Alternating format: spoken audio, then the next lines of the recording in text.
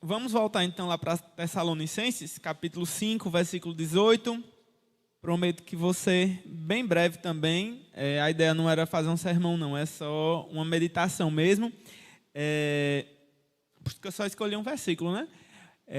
1 Tessalonicenses 5, 18, vamos ler juntos mais uma vez, né? Teve gente nova, então a gente vai dobrar mais o volume, né? Assim vai ficar mais bonito. Vamos ler juntos? Em tudo deem graças, porque essa é a vontade de Deus para vocês em Cristo Jesus. Amém. Irmãos, esse mandamento aqui que Paulo ele nos traz nesse versículo, né, nessa carta, não é um mandamento isolado, né? Ele é algo muito recorrente na Escritura, né? E eu queria citar em outros momentos que Paulo fala isso, lá em Efésios, no capítulo 5, verso 20, ele fala, dando sempre graças por tudo a nosso Deus e Pai, em nome do nosso Senhor Jesus Cristo.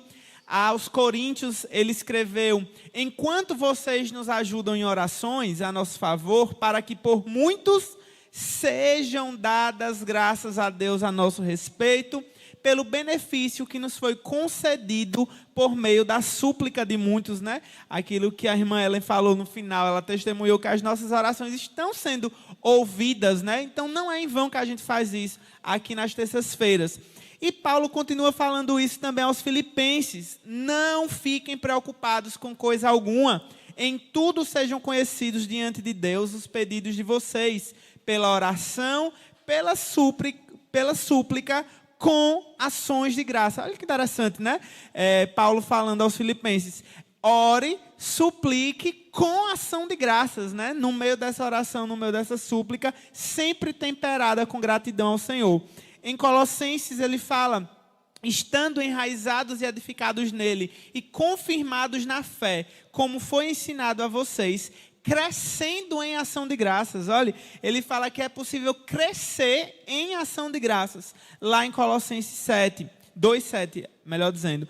E a Timóteo, ele instrui, né, aquele seu discípulo amado, dizendo, antes de tudo, peço que se façam súplicas, orações, intercessão e ações de graças em favor de todas as pessoas.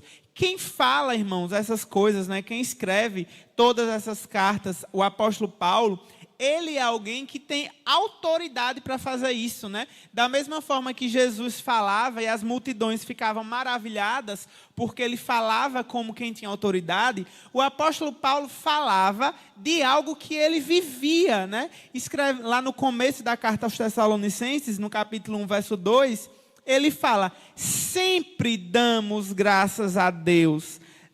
No capítulo 2, ele fala também, no versículo 13, temos mais uma razão para incessantemente dar graças a Deus. E aos Coríntios ele escreve, em primeiro lugar, dou graças a Deus por todos vocês. Então percebam, irmãos, o apóstolo que nos instrui a dar graças em tudo é alguém que está dando graças em tudo, sabe? É alguém que tem autoridade para falar aquilo que ele está falando.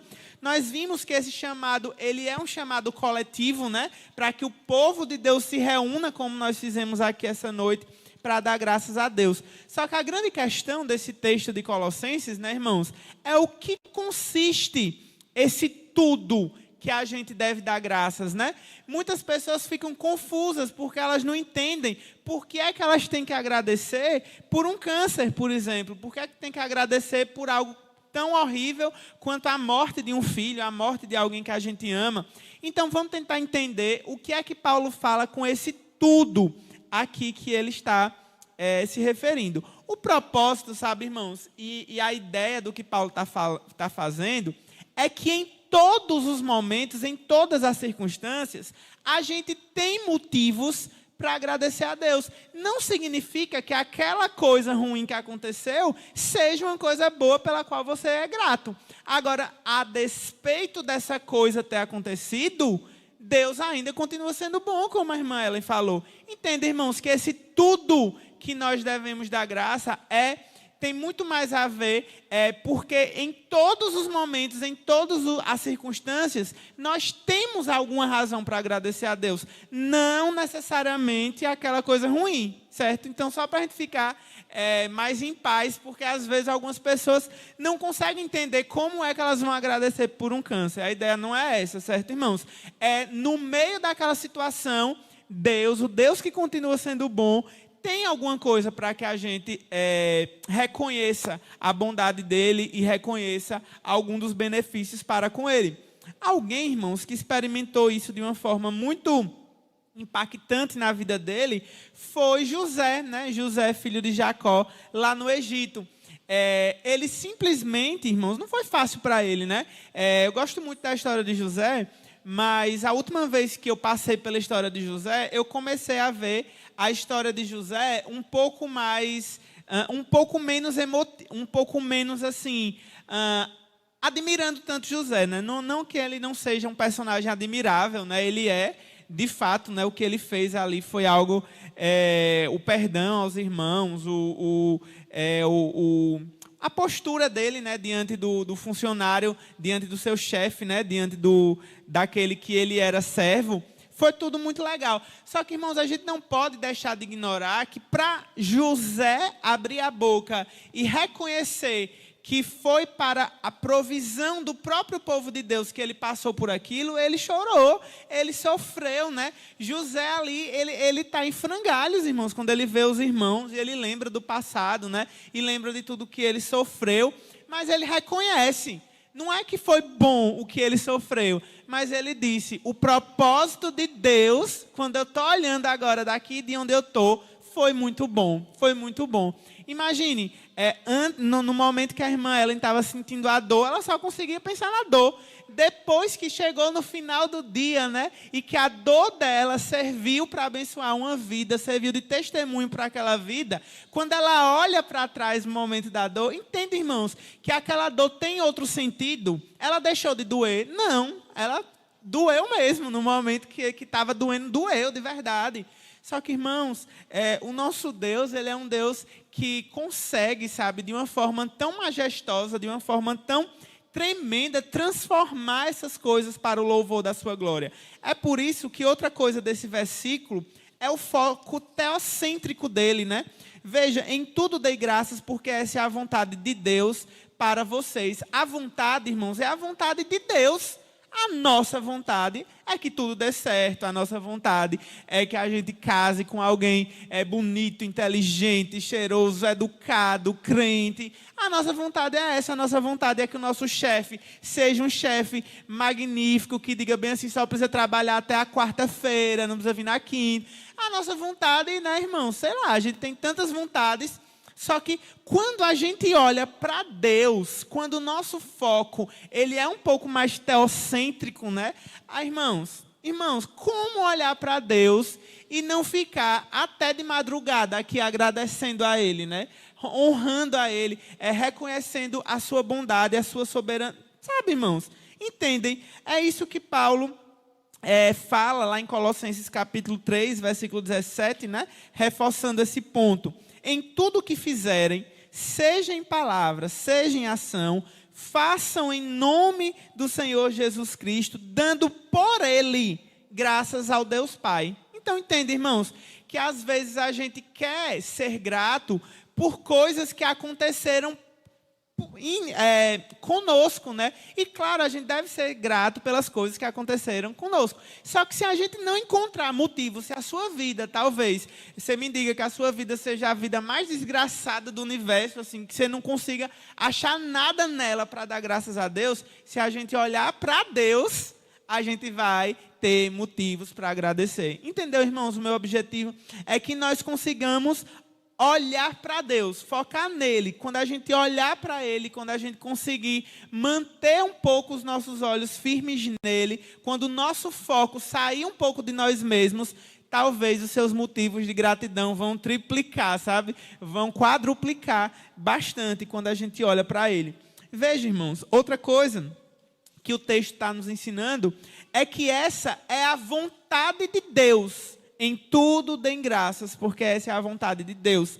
Deus, Ele não está dizendo, olhe, pode ser uma boa se você quiser dar graças. Deus ele não está sugerindo que a gente dê graças. Deus ele não está assim dizendo, olha, faz bem para a alma, né? É algo que faz bem ao espírito, é algo que... Não, irmãos, Deus está dizendo, é a minha vontade. É a minha vontade. A vontade do homem pode ser infinitamente diferente da vontade de Deus. Mas, irmãos, quando Deus quer algo, a gente precisa obedecer, sabe? Alguém que sofreu muito, né? Porque a vontade dele era muito diferente da vontade de Deus, foi Jonas, né? Jonas se recusa terminantemente a ir para Nínive, irmãos. Terminantemente. E eu estive estudando o capítulo 1 de Jonas, né, no mestrado, e uma coisa também que eu achei interessante, revisitando Jonas também, é que muitas vezes a gente acha que quando Jonas pede para lançar ele ao mar, para que a tempestade se aquiete, a gente às vezes acha que Jonas está sendo, né? Ai, finalmente, né? Jonas prefere morrer para não deixar as pessoas morrerem. Irmãos, quando na verdade o que Jonas está dizendo ali para Deus é o seguinte: eu prefiro morrer a ir para Nínive, a cumprir a sua vontade. Me jogue no mar, não quero nem saber. Para Nínive eu não vou. O negócio é, eu não vou para Nínive. Ele estava convicto, né? Mas, irmãos, a vontade de Deus é irresistível. Não tem, a gente vai resistir a Deus, sabe?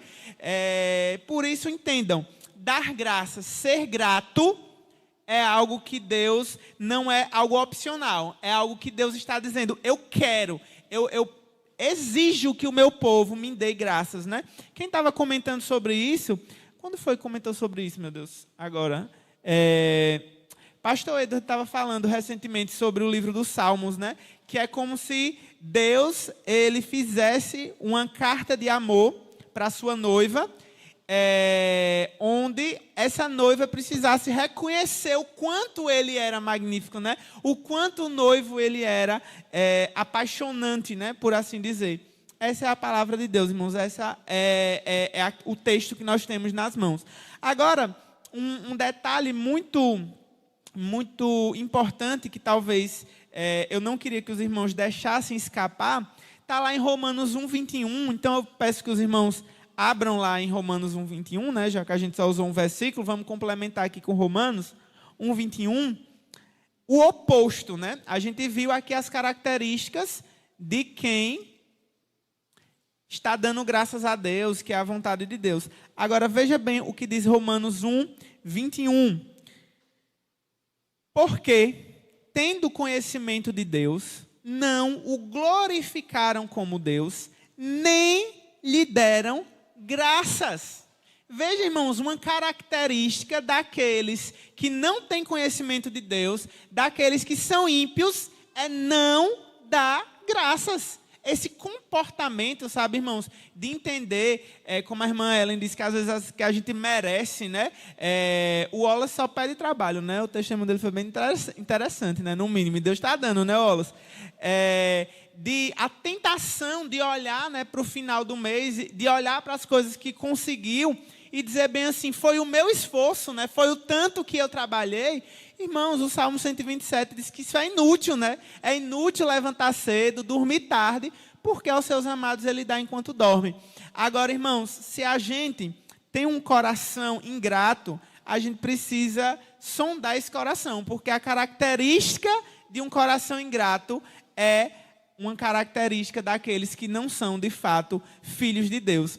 Talvez você precise, né, irmãos, ver motivos. Talvez você não consiga realmente, você se esforça, mas você não vê motivos para dar graças ao Senhor diante das situações adversas que você tem vivido.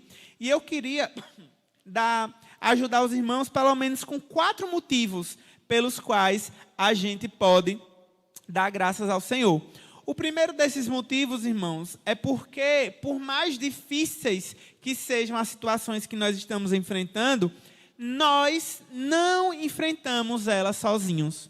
Nós não estamos sozinhos. Nós contamos, irmãos, com a ação, com a presença fortalecedora e consoladora, tanto do Espírito Santo, como dos nossos irmãos. Vocês não precisam, irmãos, passar por isso sozinho. Vocês não estão sós. Vocês têm uma família. O testemunho dos irmãos aqui foi tão legal, né? Essa ideia de mostrar para a gente que a gente é um corpo, né? De que a gente está junto nessa. De que quando um sofre, todos sofrem. E que quando um se alegra, nós nos alegramos. Então, vocês não estão sozinhos. E você pode agradecer a Deus por isso. Senhor, obrigado, porque eu não preciso passar por isso sozinho. A segunda coisa, irmãos, pela qual você pode agradecer ao Senhor, é porque por mais doloroso que seja a situação, o problema, a aflição que você esteja enfrentando, Romanos 8, 38 a 39 garante que essa aflição, essa dificuldade, não é capaz de lhe separar do grande amor que você foi amarrado em Deus, em Cristo Jesus. Irmãos, quer maior motivo por isso do que isso? Irmãos, sério. Você tem uma garantia de que nem você mesmo pode lhe separar do amor de Deus. Deus não te deixa. Para deixar essa imagem bem vívida, eu gosto muito de lembrar de Oséias, quando Deus disse para Israel que ele está construindo uma barreira de espinhos, um muro de espinhos de cada lado do caminho de Israel, para que ela não possa se desviar. Sabe o que é isso, irmãos? Deus conduzindo a nossa vida para que até a gente mesmo não faça besteira e não se desvie do caminho. Você pode agradecer a Deus, porque não há nada que te tire das mãos do Senhor. Aquele que te colocou lá, irmãos, ninguém, o diabo, Satanás, as hostes, nada, irmãos, nada pode nos separar do amor de Jesus. Você pode ser grato por isso. Você também pode ser grato porque os problemas, se a gente olha da perspectiva celestial, né, segundo Coríntios 4:17, esses problemas, dessa perspectiva, são leves e momentâneos em comparação com a eternidade. E estão alcançando para nós um eterno peso de glória que supera muitos deles. Agradeça, irmãos, porque da perspectiva celestial, os nossos problemas, as nossas dores, elas estão juntando, né, um peso de glória. E por fim, agradeça a Deus porque em todas as coisas, segundo Romanos 8:28, Deus opera para o bem daqueles que buscam, daqueles que amam a Deus, daqueles que são chamados segundo o seu propósito. Perceberam, irmãos, que minha ideia foi levar você a olhar para fora de você. Irmãos, a gente olha muito para dentro da gente, mas se a gente olha para fora, se o nosso foco é teocêntrico, se o nosso foco está em Deus, a gente vai ter não apenas esses 4 motivos que eu apenas sugeri, mas a gente vai ter muitos outros motivos para agradecer o nome do Senhor.